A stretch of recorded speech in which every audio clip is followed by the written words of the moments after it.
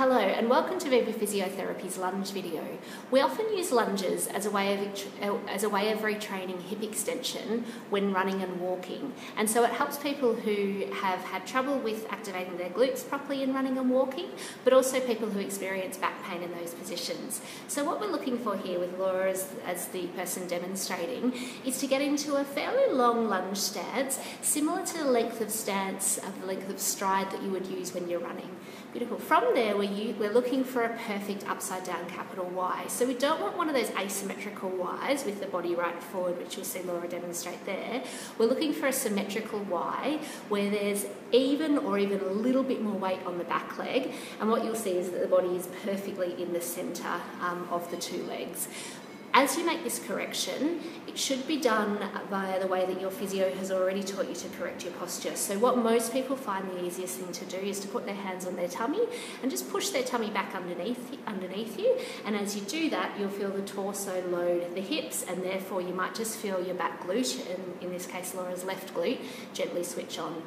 Beautiful. From there, we're looking first of all for the movement down. Now the important part of down is the hip dissociation. So if we watch Laura do a couple of good lunges, what you'll notice is that as she goes up and down, if you can watch the relationship between her back thigh and her lumbar spine or her lower back, you'll see that this angle is changing. So it's an extension now. You'll see her back thigh swing under her as she goes down, and you'll see her come back into extension. So this constant changing of that relationship is the most important thing to ensure that your back glutes are going to work. Now the two common problems we'll see for people as they're doing this exercise is, first of all, they'll pull forwards. So they'll bring their weight onto their front leg, and the lunge will feel a lot like, say, a quads lunge that you might have done at the gym before. What you'll also see is that people will do a tucking under motion to initiate the movement, so that as they go down, instead of the line or the relationship between their top and their pants staying equal, you'll see as Laura goes down now that line tucks under. So people who use this motion will probably feel a lot of pressure on their knees and potentially even knee pain in their back knee. They'll also feel that their quads overload a lot as well, so they'll feel a disproportionate amount of work in their quads. If they can keep the nice neutral position of their lower back as they go down and that nice unlocking of their back hip, they should feel a nice even amount of work between their glutes and their quads. Now on the way back up, what we're looking for is that the extension comes from the hip and not the back. So as the person pushes up, what you'll notice with Laura there is that if she can keep her body centered between her two legs, her back hip will automatically do the work, and you can see that nice extension coming in there where her back glutes will switch on. Now the main problem that people make, or the main mistake people make as they're coming back up, is by extending their back instead of their hip. So you'll see there now, see if Laura can do a couple of good ones maybe first of all. You'll see there that her lower back is constantly visible in the video. Now if you watch her lower back as she does a couple of poor ones, you'll see that her back starts to extend so that the view almost disappears from behind her elbow. Beautiful. So people who use the incorrect technique will not feel any sensation at all in their glutes in those last 3 or 4 inches coming up. Beautiful. Thank you, Laura. Now what we often do is we weight the lunges up, not necessarily to make them harder, but to give people more sensation of the relationship between their core and their glutes. So probably the easiest way to weight it up is to use a couple of dumbbells.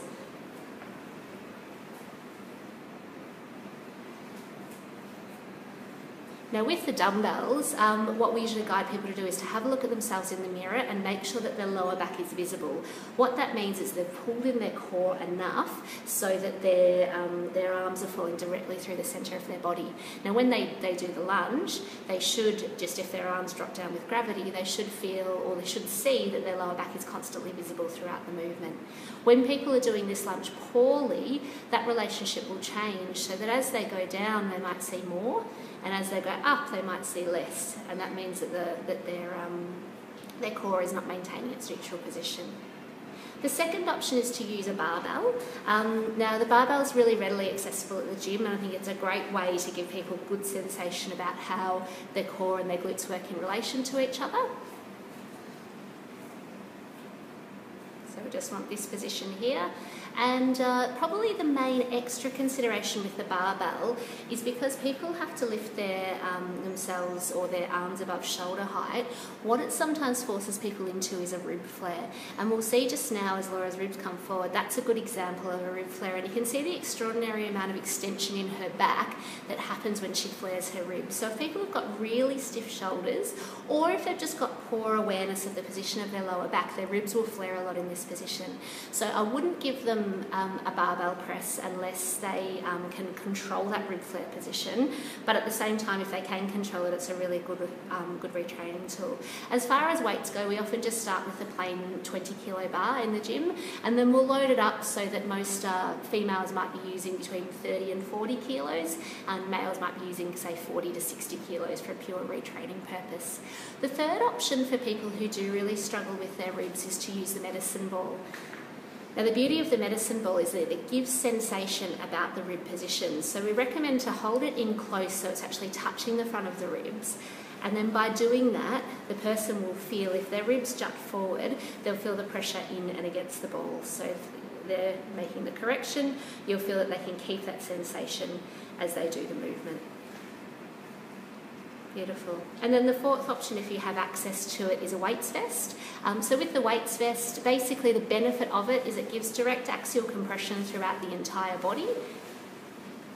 The arms are free to go in whatever position works well for you, so there's no kind of complication of the tightness or the position of the shoulders. Obviously, the one detriment is that you can't see the position of your body quite as well. So if the person does tend to rely on the use of the mirrors, maybe this is not the best option. But because of the specificity of the weights around the torso, it is a really nice option. That's one we often use in here. So thank you for watching our lunge video. If you have any questions, feel free to contact us in Flinders Lane or on the phone 9663 2043. Thank you very much. Bye.